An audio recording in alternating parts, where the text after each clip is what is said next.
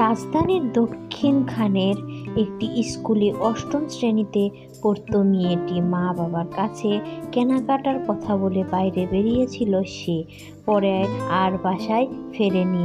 আজ রোববার হাতিরঝিল থেকে তার মরদেহ উদ্ধার করা হয়েছে। এ ঘটনায় গ্রেপ্তার 2 যুবক পুলিশকে জানিয়েছে। হাত পা বেঁধে 5 জন মিলে ধর্ষণের পর ওই কিশোরীকে হত্যা করেন তারা। ওই কিশোরী নিখোঁজ হয় গত 16 জানুয়ারি। পরে 19 জানুয়ারি দক্ষিণখান থানায় একটি সাধারণ ডায়েরি জিডি করেন তার বাবা। এর পরিপ্রেক্ষিত 27 তারিখে একটি মামলা করেন তিনি।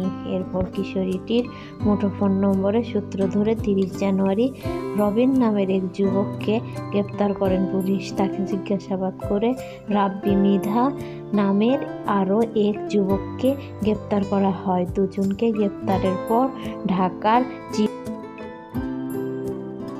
মেট্রোপলিটন ম্যাজিস্ট্রেট সিএমএম আদালতে হাজির করা হয়। 2 দিন রিমান্ডে নিয়ে তারা জিজ্ঞাসাবাদ করার অনুমতি দেন আদালত। এরপর রবিন ও রাব্বিকে জিজ্ঞাসাবাদ করে পুলিশ। তারা পুলিশের কাছে স্বীকার করেন 5 জন মিলে ওই কিশোরীকে ধর্ষণ করেন। এতে তার মৃত্যু হলে মরদেহ হাতিরঝিলে ফেলে দেওয়া হয়। রাব্বি ও রবিনের দেওয়া তথ্যসূত্রে ধরে আজ হাতিরঝিল থেকে ওই কিশোরীর মরদেহ উদ্ধার করেন পুলিশ। মেয়েটিকে হত্যার দায় স্বীকার করে আজ আদালতে 164 ধারায় জবানবন্দি দিয়েছেন রবিন ও রাব্বি মৃধা।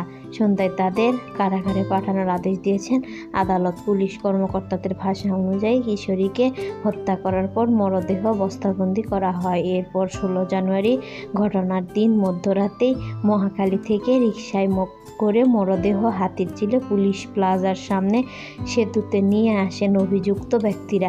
ঢাকা মহানগর পুলিশের উত্তরা বিভাগের সহকারী কমিশনার দক্ষিণখান জোন মোহাম্মদ নাসিম ও গুলশান প্রথম আলোকে বলেন, ফেসবুকের মাধ্যমে ওই শিক্ষার্থীর সঙ্গে রবিনের পরিচয় হয়। পরে তাকে মহাখালীর একটা বাসায় নিয়ে ধর্ষণ করে হত্যা করেন রবিন সহ 5 জন। ধর্ষণের সময় কিশোরীটির হাত পা ও মুখে কাপড় গোঁজা ছিল। হত্যাকাণ্ডে জড়িত অপর 3 জনকে গ্রেপ্তারের অভিযান চলছে। হত্যাকাণ্ডের শিকার কিশোরীর বাবা ও মামলার কাগজপত্রের তথ্য অনুযায়ী ওই কিশোরীর